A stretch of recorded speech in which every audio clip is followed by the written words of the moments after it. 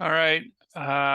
Good afternoon, everybody. My name is Seth Colby. I'm the Tax Research and Planning Officer at the Department of Taxation.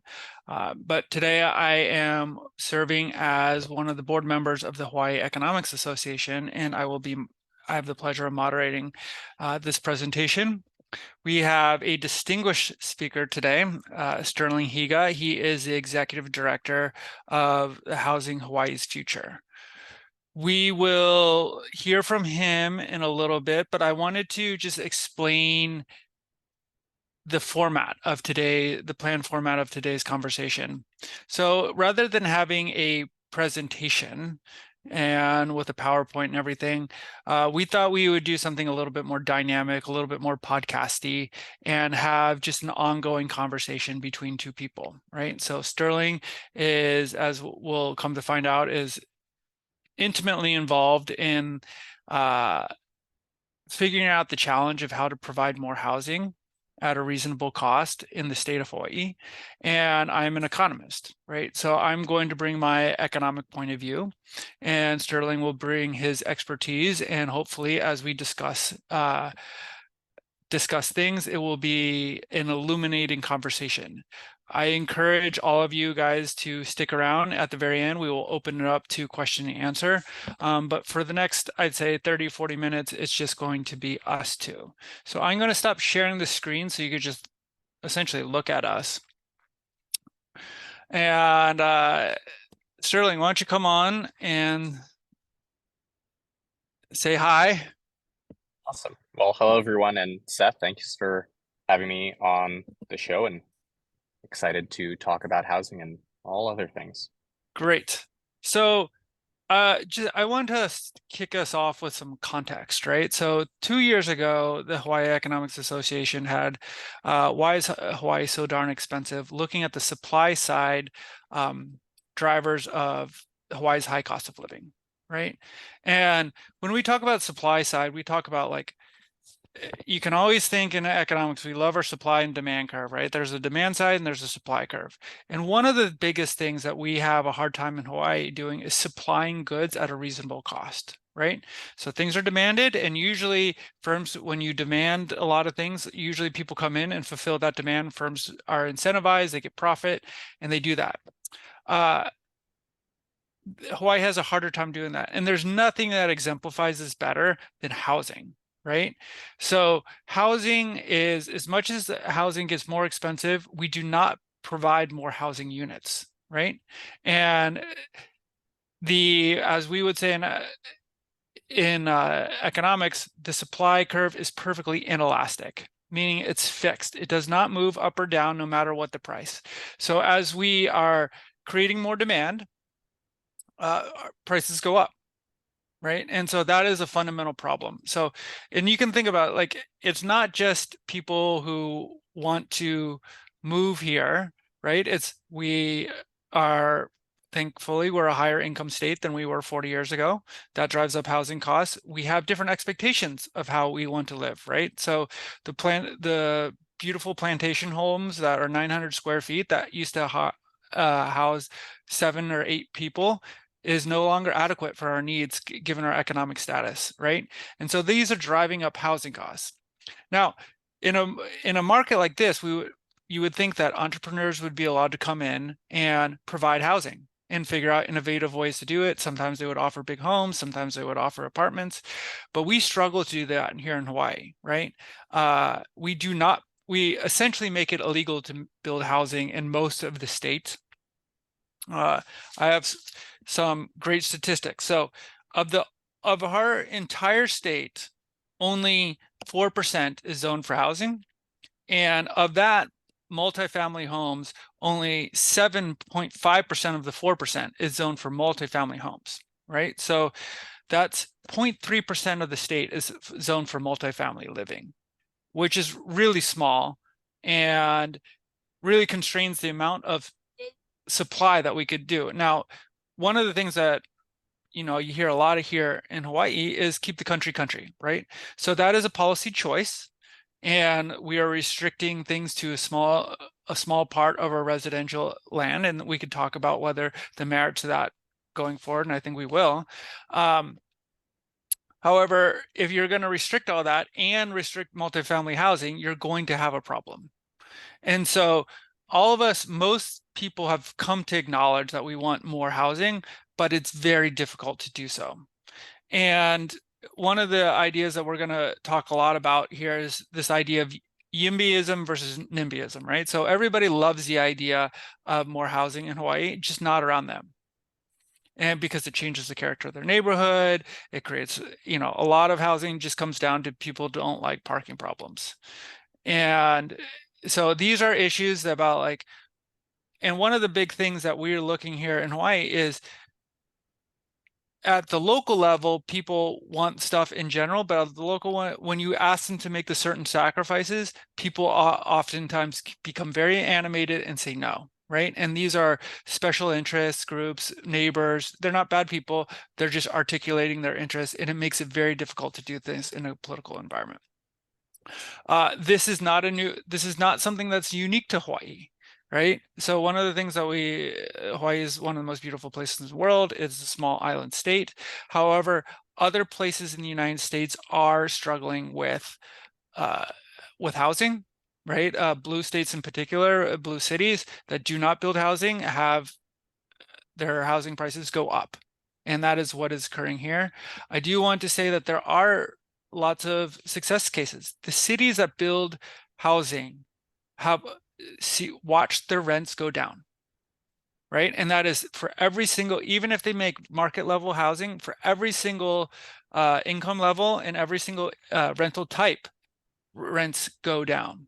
And these are not in like declining cities like Detroit. This is Salt Lake City. These are places where in Austin, Dallas, right? They allow themselves to the supply to increase as demand increases, right? And that is something that we're not doing here. And that's what we want to discuss today. So, and one of the primary ways we do that is through zoning. So we're going to have a discussion about zoning and its impacts amongst other things. But before I do that, Sterling, why don't you just start us off with a little bit of background on what is Housing Hawaii's future, how you got involved in that, and uh, yeah, what you guys do. Yeah. Uh, Thanks, Seth. Housing Hawaii's Future was founded about 2.5 years ago as a YIMBY, or a pro-supply housing organization. Our goal is to help younger people, predominantly millennials and Gen Z, to understand the housing issue and get civically engaged. The reason we chose to focus on millennials and Gen Z is because they had traditionally lower levels of civic engagement, both in terms of voter turnout, but also in getting involved in local deliberative bodies like neighborhood boards on Oahu, or county councils, or activism at the state legislature. And we wanted them to understand that there are policies that affect land use and zoning and housing that were affecting the trajectory of their lives and their ability to call Hawaii home. So a bunch of people came together, Zach and Evan, the co-founders, myself, Talitha, a group that came together to say, hey, let's form an organization and start to change and shift the narrative around housing. For a long time, we have in Hawaii, I think, adopted this narrative that our problems are caused by external forces. It's global capitalism, it's foreign investors. But in actuality, there were a series of policy decisions made locally by county councils, by the state legislature, that created the conditions you talked about that limited the production of new housing. And because those policies were created locally, they can also be changed locally. So our idea is, rather than complaining or blaming somebody else for our problems, what if we take responsibility for getting civically engaged and addressing the issues one by one that are preventing us from building the housing we need? Fantastic. Can you give a little bit more background on the YIMBY movement in Hawaii? Like I know it's really taken steam in other parts of the country. As far as I know, you guys are the only ones here in Hawaii, but I could be wrong. Well, 2.5 years ago, you would have been pretty much correct in saying that. Housing Hawaii's Future was the first, but now there's a growing number of YIMBY organizations, including our local YIMBY Action affiliate, Hawaii YIMBY, which does awesome work. Matt Popovich and Damian Waikoloa there. There's also the Hawaii Zoning Atlas, which mapped the zoning in all 4 counties, led by Trey Gordner and his team. And the Grassroot Institute, which generally has a sort of libertarian ethos, has taken special attention to housing in the last few years with a series of reports on foreign investors and on regulation. And so there's a growing number of organizations looking at housing. Another one is the Hawaii Housing Affordability Coalition. So from a more progressive Hawaii Appleseed perspective, you have an organization that has now adopted a more YIMBY posture. And so this combination, this groundswell of support in Hawaii is following a trend nationally of YIMBY organizations. A lot of successful YIMBY organizing has taken place in Oregon, Washington, California, states with high cost of housing that are blue states.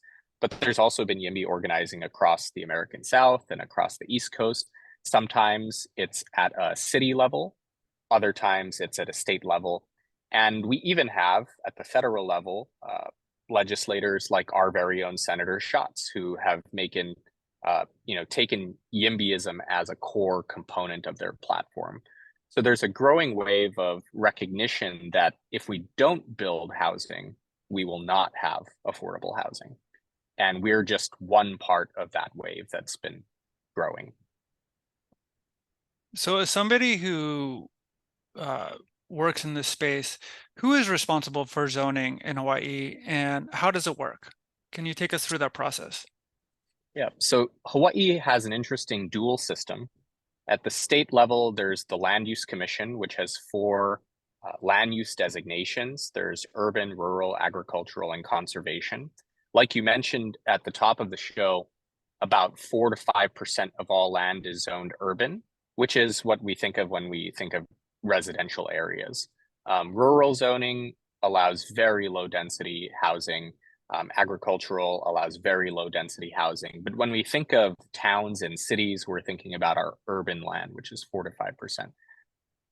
Then you have the counties, and the counties impose land use ordinances or zoning restrictions that govern what can be built and where. So, for example, some areas might be zoned for residential areas. Others might be mixed use, business and residential. Others might be industrial. And these 2 layers interact. So what you can do in the urban area is much more permissive than what you can do in a rural or an agricultural area. And certainly in conservation, you can barely build anything at all. What ends up happening as well, though, is the courts are involved, which is to say a lot of laws have been set up around environmental preservation and historic preservation. And the processes there have multiple opportunities for people to intervene and file lawsuits against developments.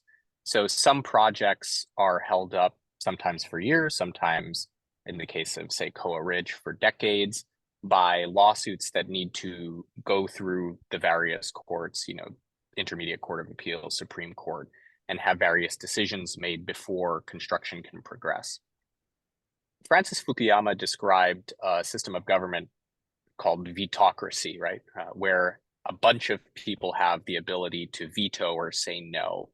And so to answer your question about who makes decisions about what can be built in Hawaii and whether housing can be built, the answer is it's more to say who has the ability to say no to housing. And there are lots of people who have the ability to say no, from members of the State Land Use Commission, members of county planning commissions, members of county councils, and anybody who understands how to use the legal system to intervene and file lawsuits. Yeah, great. So just as a quick plug for the upcoming HEA conference, Francis Fukuyama will be our keynote speaker there. So the you said that what the counties say what we can and cannot do. Who at the counties do that? Is that the city council, or is that DPP, or is there a special zoning thing? Yeah, so typically you have a combination of either a Department of Planning or a Department of Permitting, and sometimes these are together, sometimes they're separate. an attached planning commission, which is usually made up of community members, and then your county councils, which are the three sources of primary authority on land use. In addition to that, though, because building housing requires infrastructure, you often have to go through approvals to get access to water. So your county boards of water supply become important actors. You also need to, if you're hooking up to sewer, go through maybe a Department of Environmental Management or whichever department handles wastewater. So there are all of these steps and hoops that developers have to jump through in order to get from I have land to I can build housing on the land. Great. So zoning is a challenge, right? And one of the things that we've seen passed in other states are larger laws that supersede county processing, right? So in Minneapolis, they passed a law that allowed all single family zoning to be easily converted into duplexes and triplexes. In California, you had Senate Bill 423 passed last year that essentially, if local counties are not living up to their mandated production of housing units, the state can supersede their processes and intervene. Um, One of the questions, and the main question that I had for today is, would something like that work in Hawaii? And how would that work? Yeah. And the basic political issue is subsidiarity. At what level of decision making should a decision be made? If, for instance, we let neighbors, like your immediate neighbor, decide what you can build, that results in a very different kind of environment. If we make decisions on the neighborhood level, or your House district level, or your Senate district level, each of these levels is going to have different decisions that get made. The primary justification for moving some of these land use decisions to the state level and removing the ability of counties to impose restrictions on what can be built is that there's a strong and entrenched NIMBY presence at county level governance. It is very rarely the case that in county council hearings, dozens of people show up to say, yes, we should build something. On the other hand, it is almost always the case that dozens of people show up to say, no, we shouldn't build something. And there are a couple of structural features that contribute to this. The first is that the constituency opposing building exists, whereas the constituency supporting building is diffuse.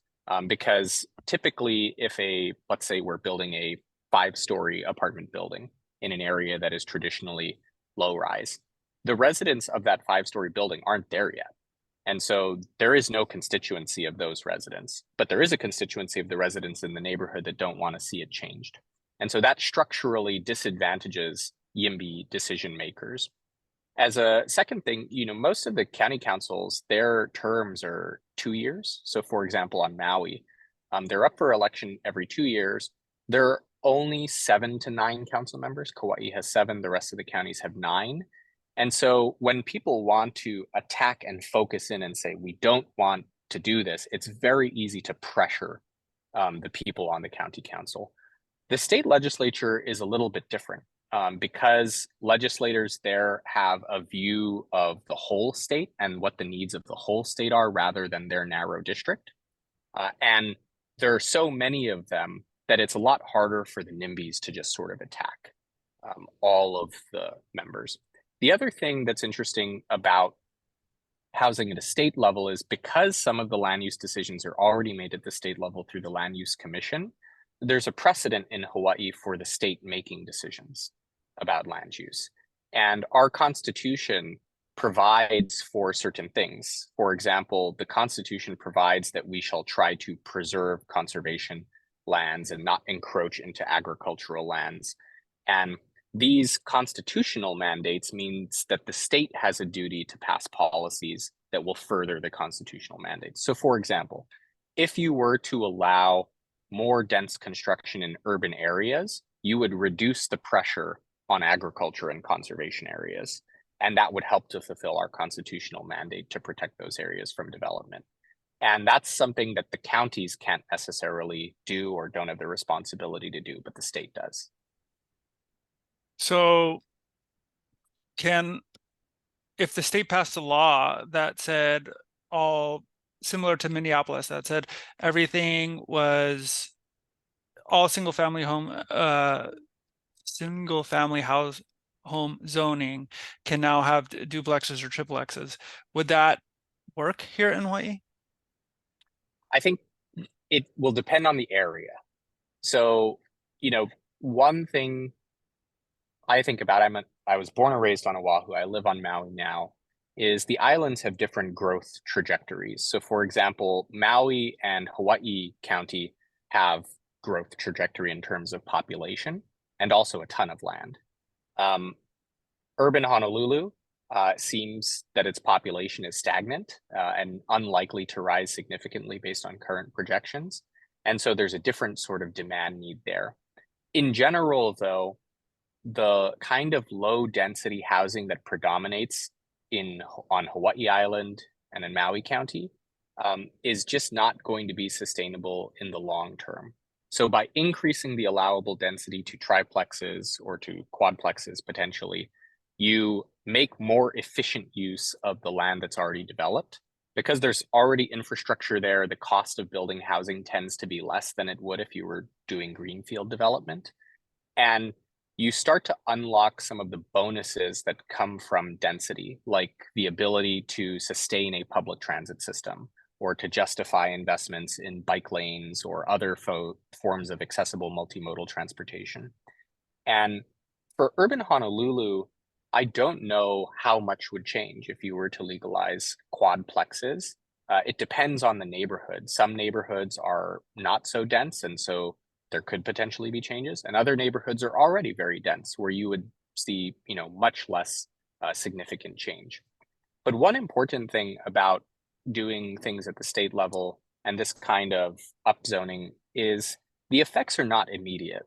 I think there's some concern people have that, oh, if we were to legalize 4 units by right, then tomorrow every house will be demolished and it'll just be construction nonstop.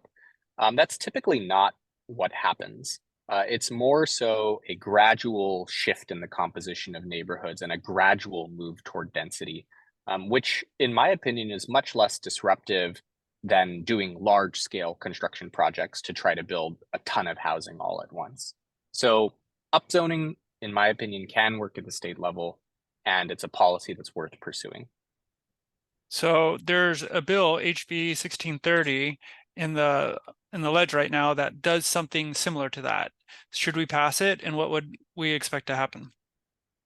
Uh, in my opinion, yes. I'm with many other groups in supporting this. When the bill was heard earlier this session, I think there were 40 groups in support and one in opposition at one of the hearings. Um, this bill would have an immediate impact, certainly on the neighbor island counties, Kauai, Maui, Hawaii Island. On Oahu, for certain low density areas, it would allow for more density. But it's really important to start setting up these frameworks for increasing density incrementally in the next 5 to 10 years, because as baby boomers retire, as people who are older and own property sort of pass on, and you have property being handed down, heirs have a limited selection of choices at the moment, right? So let's say you have a single family home on a large lot, and maybe you have an accessory dwelling unit, but you have a ton of land still. Families who have this $1.2 million property, but multiple people who have a claim on it, will typically just sell the property and then split the proceeds.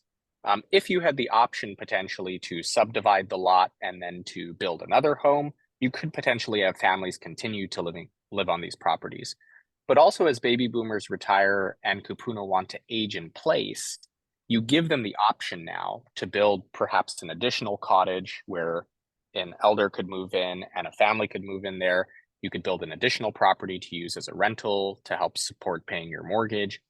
So it's giving people the flexibility to do what's best with their land. And people don't have that flexibility at the moment because of the imposition of single family zoning and restrictions on density. So let's say I decide I own a home and I want to change things. The next step I do is I think I go through DPP, which is, in the news a lot for slow development. So it is not the only form of regulation. So is how would those two, how would a passage of the law interact with our existing regulatory structure? Yeah. Um, two components to that. The first is just lifting the density, or three components. The first is lifting the density limits, right? So for example, if you can only build one accessory dwelling unit, the current version of the bill would allow you to build a third dwelling structure. So you could have three potentially on a lot. The second component is about subdivision. So the bill allows subdivision of lots down to 2,000 square feet. So on Maui, where the current minimum lot size is 6,000 square feet, you could potentially, depending on dimensions, obviously, divide that into three separate lots. And on each of those lots, you could build multiple units of housing, provided that they fit within the property. All of the existing setback regulations at the county level would still exist. The third thing, and this is where there is an interaction, is for units that already exist, this bill would waive impact fees and change the way that they're calculated, which reduces significantly the cost of adding density in these areas. Um, as far as delays caused by county, permitting departments, the bill doesn't fix that. And like you mentioned, some of the systemic issues at Honolulu's Department of Planning and Permitting are still going to exist after the passage of the bill. The bill doesn't make subdivision take a month. It may still take many months to get something subdivided.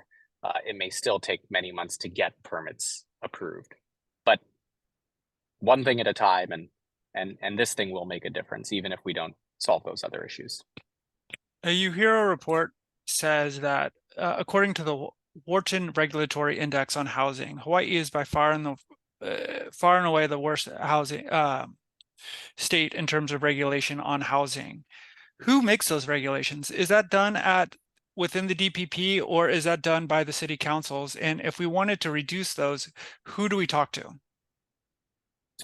It is both and all of the above. So, starting at the state level, the existence of the Land Use Commission is a significant regulatory barrier that is without precedent in the United States. I don't think any other state has that state level body making land use decisions. So that's a layer, and that's primarily the legislature that would Is have the that is that option in to the repeal that. Constitution, or is that a decision? No, it's a law. In fact, in preparation for this episode, a good friend, Randy Roth, shared some radio episodes of a program he ran in the 1990s called Price of Paradise. And just this morning, I was listening to one of these episodes recorded exactly 30 years ago in 1994. And the conversation was between Harold Matsumoto, who was then the state planning director, and David Callies, a UH law professor who specializes in land use. And Harold Matsumoto had just unsuccessfully tried to pass a law abolishing the State Land Use Commission 30 years ago. And his thought process was you should return that authorities to the county. So that layer has existed for decades. At the county level, you have administrative rules that are created by departments. Many of those make it difficult. And so to change those, you would need directors and ultimately a mayor that really makes that a priority, like someone like Mayor Blangiardi in Honolulu, who wants to simplify things. Then you need your planning commissions and your county councils to both move in the direction of figuring out how can we produce more housing. I think it's helpful for these deliberative bodies to start with that goal. Don't necessarily start with the existing system, but start with, if the goal was to produce housing, how would you structure the system to lead toward that goal? And then develop your policies sort of de novo, rather than starting with the cumbersome system that we have already. And counties vary in their ability to do that. On Kauai, they've worked very hard to try to simplify their system to make it easier to build housing. But that has come only after the flight of all developers from that island. There are Mm. no major home builders operating on Kauai today because of layers of regulation and the difficulty of building. And so the county has realized both that it needs to change regulations, but also that it's the only actor left to develop. On Maui, over decades, fewer and fewer developers have been willing to work there, fewer and fewer major home builders, that is. So you need the legislature, you need mayors, you need county council members, all to be rowing in the same direction. Yeah. One of the interesting things about uh, a bill like HB 1630 is it allows housing to be built by smaller contractors, right? So one of the things that you see is, okay, if you're going to allow housing, everybody starts working with these developers who are basically experts in navigating the regulatory process because it is so complex. And then everybody weighs on them and takes out chinks and chinks, it put imposing demands on them until the cost of housing is that they're able to supply is relatively high. Whereas if you did things basic a little bit more artisanal, you could have you could have a lot of people trying different approaches and there would not be this extractive process all the way through. Would you agree with that? Or is there still kind of some process where the extraction would happen? I agree. And the example I would give is Makiki. Mhm. I used to live in Makiki. Many young professionals start out their life living in Makiki because it is a neighborhood in Honolulu that consistently has some of the lowest rents.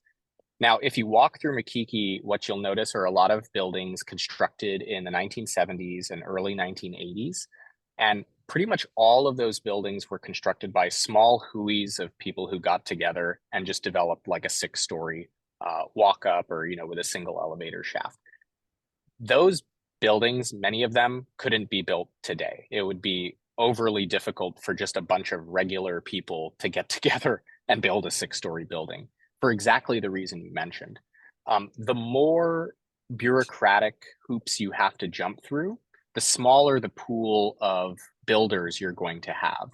And you're going to tend to favor larger developers, with names that we all know, Stanford Carr, Kobayashi Group. Uh, the reason that you have this consolidation of development is because of the regulation. Whereas if you were to rewind back to the 70s and 80s, so many small developers and contractors were active building things all over the place. And for a neighborhood like Makiki, which I think is a fairly wonderful neighborhood to walk around, um, you know, lots of affordable housing options. That's a neighborhood that developed organically. It wasn't master planned. It was just developers building housing on the land that they had and making the most value out of it. Moving toward that, I think is beneficial because it overcomes a lot of the objections that people have to development. I think there is skepticism people have toward large developers and big business in general. There's a skepticism that people have toward these large master planning processes, and these things that take decades to build. Um, why not return the power to mom and pop to be able to build housing? A bill like HB 1630 does that. It returns the power to build back to everyday people. Great. Okay, so we're going to do a little segment called underrated, overrated, underrated. Are you game? I'm Okay. I'm ready. Modular housing. Underrated. Um, in Hawaii, because of uh, labor's, you know, warranted skepticism of modular housing, we've been very slow to adopt modular housing techniques. And this includes everything from flat pack things that are brought in from overseas to sort of pre-engineered and prefab things that are assembled on island and everything in between. Bottom line is we should be doing more modular housing. We should be exploring different housing types. On Maui, as a result of the fire, a ton of different modular products are being deployed into the field.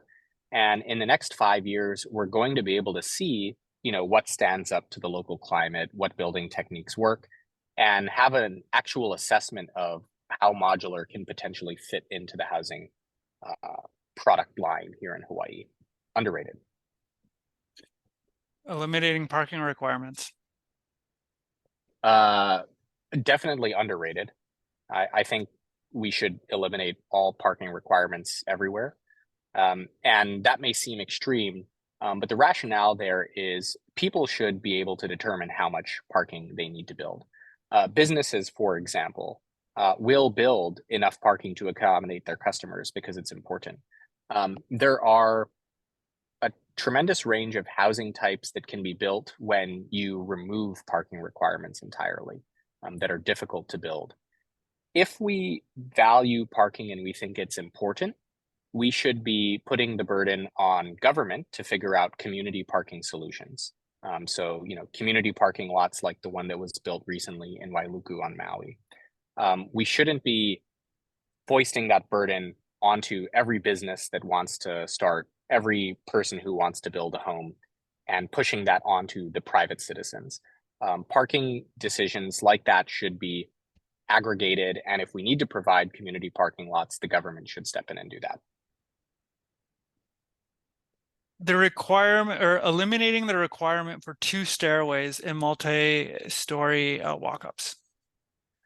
But it's accurately rated. I've heard conflicting opinions about how much this will help in Hawaii. There are some people who believe that single stairwell construction won't make much of a cost difference. There is some evidence that single stair construction does lead to appreciable decreases in cost. My personal preference is to allow for single stair construction because in my travels in Europe and in Japan especially, you see types of apartment buildings that I just haven't seen in Hawaii. And I have to think that our emphasis on double loaded corridors and having 2 modes of egress is part of why we don't get those kinds of buildings. Uh, the role of short-term rentals in driving our affordability crisis. Um, Overrated on some islands, underrated on others. Living on Maui, I think it's definitely the case that short-term rentals have played a role in the increase in housing costs. Uh, with that said, Maui also didn't build enough housing to keep up with its population growth from 1970 to 2010, certainly. And so those two things go hand in hand. You have a dwindling stock of housing because you're not building enough to keep up with your demand. And you have this very lucrative use of your limited housing supply as short-term rentals. And if you think about product going to the most profitable use, it's going to end up in the hands of people who use housing for short-term rentals. What happened with the governor's emergency commission on housing?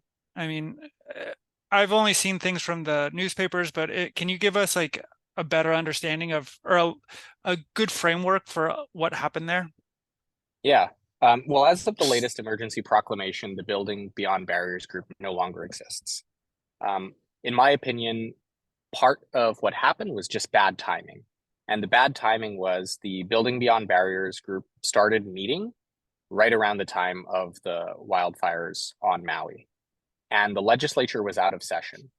So the only sort of public forum where people could vent their frustrations or express their concerns about housing related to Maui was the Building Beyond Barriers working group meetings. As a result of that, you had a tremendous amount of attention focused on the group that led to people like BJ Penn coming and viewing it as an opportunity to grandstand. In addition to that, you had, I think, warranted environmental concerns and historic preservation concerns about some of the provisions in the initial proclamation that from the jump, because of the lawsuits that were filed against the group, ended up putting it on the back foot in terms of being aggressive. One thing that has come out of this, though, is some of the barriers to building that were revealed through the working group are being addressed. An example of that is school impact fees. I went on a extended rant about the school impact fees and how they haven't been used to build schools, but have added thousands of dollars to many housing units. And this session, there are multiple bills to either eliminate school impact fees entirely or reduce them for affordable housing, which will definitely make a difference, albeit a small one. If other barriers continue to be addressed by the legislature, then maybe the working group in the grand scheme was a success in drawing attention to the issue and incentivizing the legislature to take action. Do you think we need another type of executive committee in the future that would work better, or are the systems that we have in place adequate? Um, in the Lingle administration, a task force was convened to look at the barriers to building housing, and a report was written. Incidentally, the one of the people who helped lead that task force was Nani Medeiros, Hmm. who was part of the Building Beyond Barriers working group. So the problems are not new. In the Price of Paradise radio show in the 90s, they're talking about the same problems we're talking about today. Um, Maybe you could convene a task force for like 3 hours to just amend these previous reports that have been written and then publish it and say, here are the high priority policies that we should address today. But we probably don't need like an extensive study of the problems since those studies have been done repeatedly in the last 30 years. As somebody who gets paid to and asked to write reports, I can confirm that many of the reports that I write are basically just reiterations of things that existed 30 years ago. Yeah. Uh, what's your view on affordability requirements, right? So affordability requirements are intended to bring down the cost of housing. However, it is also a barrier to the construction of housing. Yeah, my view is affordability requirements are important for at least some segment of our housing in Hawaii, which is to say, I support the creation of a housing only or a locals only housing market that uses a variety of restrictions to ensure that it's predominantly local workforce people that can live there. Meanwhile, you have a sort of open market that international investors can buy into. The reason for this is you do want to preserve at all times a pool of housing that nurses, teachers, other essential workers can afford. There are a variety of ways to get there, though. Noelle Fujii-Oride has an excellent article about the effects of different housing policies in Hawaii Business Magazine, where she surveys the effects of policies like inclusionary zoning. Um, in my personal opinion, the best approach would be for county governments or the state government to say, we will provide some sort of cash benefit or subsidy if you voluntarily accept a deed restriction that would, make your unit owner occupied or have some sort of sliding scale of affordability in perpetuity. Um, you could imagine setting up such a system where the amount of subsidy per unit is fairly low. Like maybe in exchange for a homeowner accepting these, deed restrictions forever, you pay them $100,000 one time, and then it's done. And you know that forever forward, that unit will not become a subject of international speculation, and it's removed from that possibility. I think that's the most direct route to creating local zoning housing. All of the routes that we use right now, massive subsidy on the construction side, or on the other side, inclusionary zoning requirements, which require developers to build the affordable housing as a condition for building market rate homes, in my opinion, have unintended consequences that make them less efficient than a more direct policy would be. So you think we would have more housing if we did not have the heightened inclusionary zoning requirements that we I impose on agree, developers? but with that said, I think you would want to establish a separate program whose sole goal is increasing the stock of deed restricted units that are removed from the sort of speculative market. But you would want to do, in your ideal world, that would be through some kind of like cash transfer subsidy mechanism, not necessarily interjecting into the what can get built and what cannot get built. Is that right? Correct. For example, you could do it on the home buyer side. Mm-hmm. So imagine if a home buyer is buying a $900,000 unit, but you offer them $150,000 if that unit is now restricted forever. Um, I don't know what the price is, right? So don't quote me on the Mm-hmm. numbers. But the basic idea is you could reduce the price for the home buyer and create a deed restricted unit, probably at much lower cost than you would if you tried to impose the deed restrictions at the time of construction or putting it on the builders to do. Good. So I often hear that we impose high levels of requirements on developers to provide infrastructure.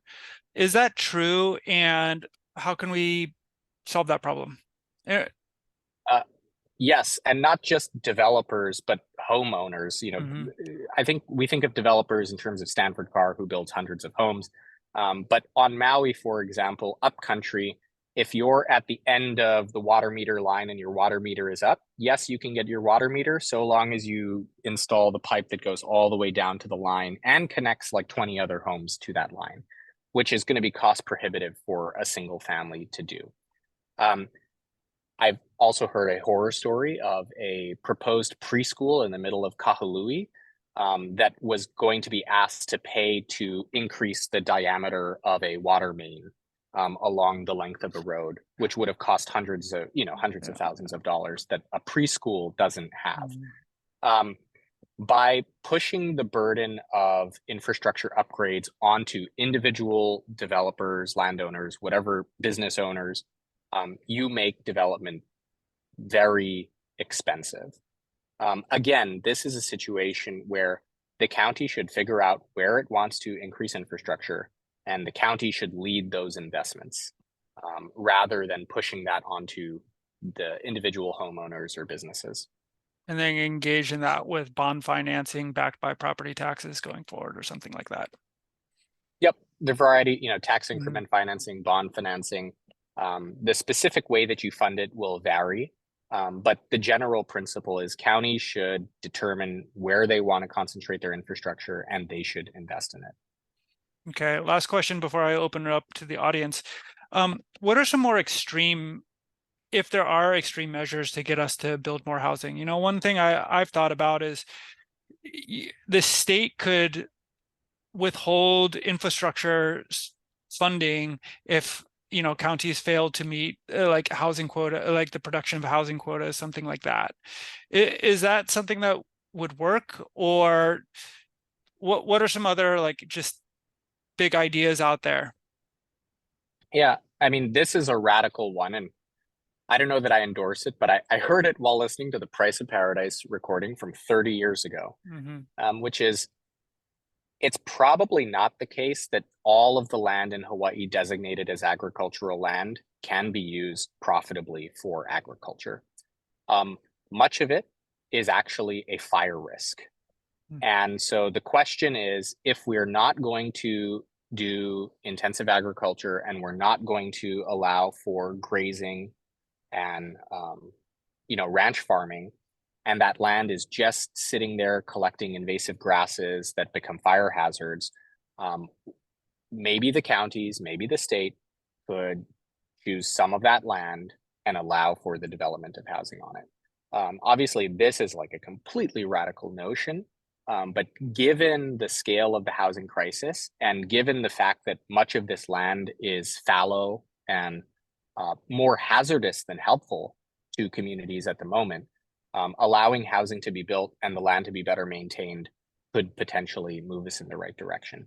Now, I want to explain, right? I'm not saying build on all agricultural land, but we do have studies that show which agricultural land, the Alish study that shows which agricultural land is actually valuable and can be used profitably for agriculture. Obviously, these studies and the methodology used in them needs to be updated, and obviously we should carefully scrutinize, but certainly there is some agricultural land that we will not use for agriculture in the next few decades.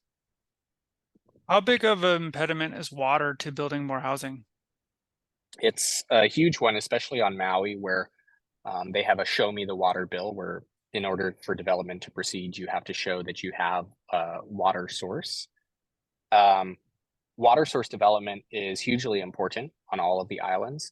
But as the um, as our water advocates remind us, we do have to think about the life cycle of water, which includes groundwater recharge It includes thinking about the health of our watersheds. So ideally, you have a situation where we do a better job of actively managing our water resources and we make more of it available for residential development.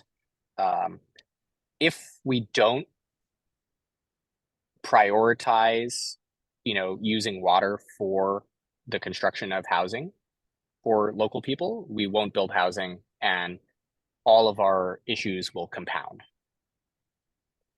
Great. So just to let everybody know who's on the call, I'm reading questions from the question and answer segment. So if you have some questions, please add them in and I will get to them as time allows. So for the first question from John Knox, if we allow quadplexes, is that allowing a single owner to have 4 units, or is it allowing a current owner to subdivide into 4 parcels and sell 3 of them to a new owner? Well, the current bill is already down to 3 units, so we won't get to quadplexes this session. It would potentially, if your parcel is large enough, allow for both. You could, if you had, let's say, a 8,000 square foot parcel, you could subdivide into 4 2,000 square foot parcels. Provided that the units are small enough, you could theoretically build 3 units on each of those parcels for a total of 12 on an 8,000 square foot lot. Great. Any thoughts on 3D printing in terms of modular housing and housing units? Housing Hawaii's Future actually has a policy brief written by a wonderful policy fellow named Maka Lambert, who's from Maui and is a student at the University of Denver. I can give you a spoiler from that report, which is because the substrate that's typically used is concrete in 3D printing, the commercial viability of 3D printing depends on the price of concrete. Because concrete costs are fairly high in Hawaii, and concrete alternatives like hempcrete haven't necessarily been shown to be commercially viable, it would be cost prohibitive to do 3D printing on a large scale in Hawaii. However, innovations in 3D printing that make it more efficient or innovations that bring down the cost of concrete could potentially make it a viable construction method. The places where 3D printing has been used successfully, namely Colorado and Texas, tend to have fairly low concrete costs. Okay, another one from John Knox. There will likely always be some market for single family homes on lots larger than post stamps. Will the proposed new system still allow for some areas to be zoned for that, or will every single family house lot be in the pool for triplexes and triplexes? Every lot within the state urban land use designation would be zoned for 3 units. The possibility, if you want a large lot and a large home, you could do that on the ag district, or you could do it in the rural district. So there are 2 whole districts where that would be possible. The fundamental emphasis of the bill is our urban designations are our town and urban cores. And so the idea is in the middle of a town or urban core, you can't have a whole area that's just large lots with single family homes. Now, nobody is forcing you to build, three homes on your lot, right? Nobody's going to like come in from the government and knock down your single family home and build a triplex. So individual homeowners have the ability to decide what they want to do on their property. Great. For many Hawaii families, homeowner equity is a major form of wealth. More housing supply threatens that nest egg. How do we overcome that and resulting of NIMBY policies? Yeah, so HB 1630 overcomes it. And the basic idea is you actually now have a profit motive to support the construction of new housing. If you're able, let's say you have a 10,000 square foot lot, which many Hawaii homeowners do, you could potentially subdivide your lot, 5,000 square feet if it goes away. You keep 5,000 square feet, you keep your home, and you're able to sell that 5,000 square foot lot for, I don't know, $600,000, $700,000. Alternatively, on that property, you could build a rental property and then use that to support your mortgage, or your kids can live there. So I disagree with the premise of the question that more housing supply is going to threaten the nest egg of current uh, homeowners, because the primary value of Hawaii homes is in the land. I think at least 2/3 of the value, most of the time, of a property is in the land itself and not the homes. So there is nothing about allowing more supply that reduces the value of land, especially if we only have 4% of land in the state of Hawaii zoned for urban use. Okay, two more questions. One from Ambuslog. Our counties have very low RPT rates, and you're going to have to explain what that is because I do not know, and very limited access to other taxes. Should the state play a bigger role in subsidy of infrastructure needed to support housing development?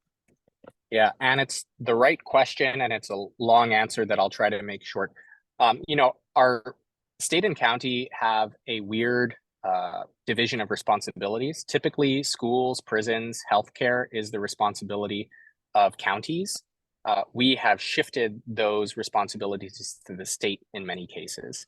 As a result, our counties have very low real property tax rates, and our state has very high GET and income taxes, which end up being fairly regressive. Um, this isn't a punt, but it's true. We need comprehensive tax reform in the state of Hawaii. We need to look at the division of responsibilities between the counties and the states, the sources of revenue, and set up a tax system that doesn't disproportionately impact working families and cause them pain, which our current tax system does. Should the state be playing a bigger role in subsidy of infrastructure? Yes, but if the sources of funding to do that are increasing taxes on workers or increasing the GET, which hurts businesses, then maybe no. The best and cleanest way to support the development of infrastructure is by taxing property. And that's where we should be aligning our taxes to expenditures. So you're proposing suggest a new constitutional convention. We should host a constitutional convention in 2028 to commemorate the 50th anniversary of the last one.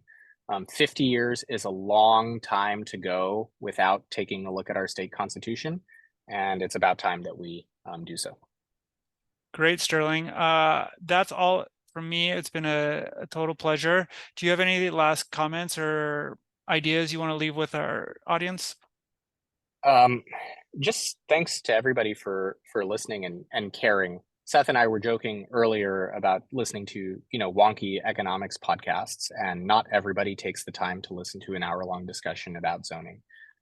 If you are one of the people listening to this, your voice matters, and your voice is important at your county council, at your planning commission, and at the state legislature. Just get active and share your voice, especially if you're a YIMBY, because the NIMBYs are already well represented. Thank you very much, Sterling. So just as a reminder to everybody, this is recorded. So if you were interested in this conversation, you do have access to it. That will be sent out in a link. And as a reminder, we have 2 more additional events in the following 2 months. On March 28th, there will be a conversation on the macroeconomy and its effect on Hawaii. And on April 18th, we'll have an impact in the future of artificial intelligence and machine learning in Hawaii. So thank you very much for all of your time, and we look forward to seeing you again.